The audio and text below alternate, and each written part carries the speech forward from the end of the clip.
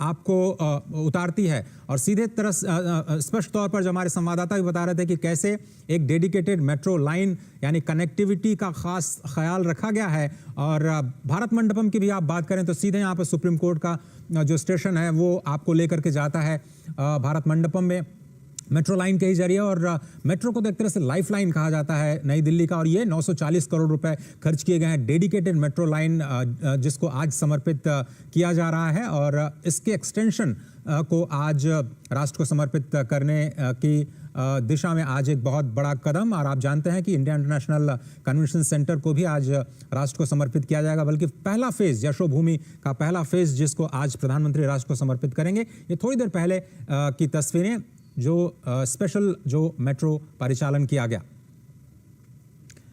तो एक multi modal connectivity का ध्यान रखा गया है। द्वारका को नई दिल्ली रेलवे स्टेशन के साथ कैसे जोड़ा जाए, एयरपोर्ट के साथ कैसे जोड़ा जाए, कैसे चौड़ी सड़कों के जरिए द्वारका एक्सप्रेसवे के जरिए एयरपोर्ट और इस कन्वेंशन सेंटर को जोड़ा जाए।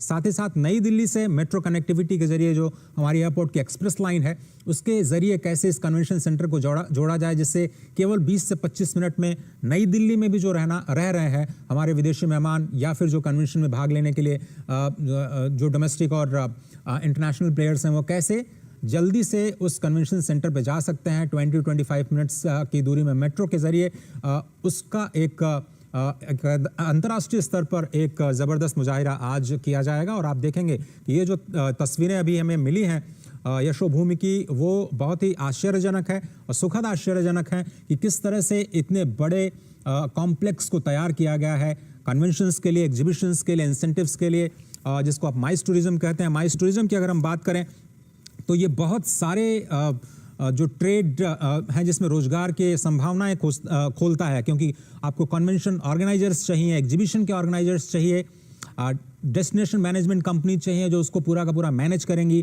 टूर ऑपरेटर्स की एक बहुत बड़ी श्रृंखला उससे लाभान्वित होगी, कई सारे लोगों को रोजगार मिलने की उम्मीद है।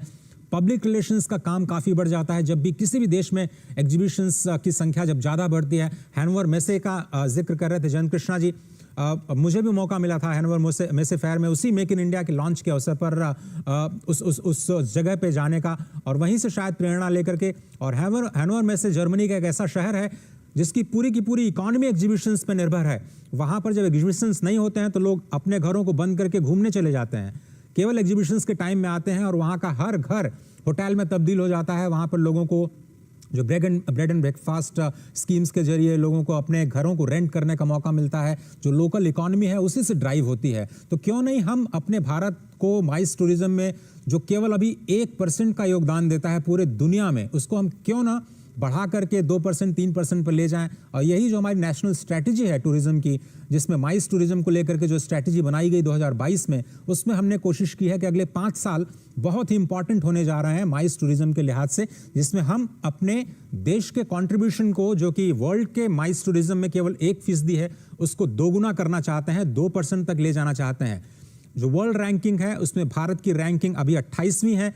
जो पहली रैंकिंग है उसमें अमेरिका सबसे ऊपर नजर आता है। 900 से ज्यादा इवेंट्स अमेरिका में किए जाते हैं। स्पष्ट तौर पर वहां पर कुछ एडेड एडवांटेज भी हैं, क्योंकि इंटरनेशनल ऑर्गेनाइजेशंस जैसे कि यूनाइटेड नेशंस, WHO आदि के जो हेडक्वार्टर्स हैं वो वहाँ पर हैं। सीधी तस्वीरें आप देख रहे थे। अब से थोड़ी देर पहले ये हमें तस्वीरें मिली हैं जो मेट्रो के डेडिकेटेड लाइंस के जरिए प्रधानमंत्री ने वहाँ पर पहुँचे हैं इंटरनेशनल कन्वेंशन सेंटर में, इंडिया इंटरनेशनल कन्वेंशन सेंटर में। और उससे पहले मेट्रो के डेडिकेटेड लाइंस में सफ़र करते हुए लोगों के साथ सेल्फी खिंचाते हुए ये खूबसूरत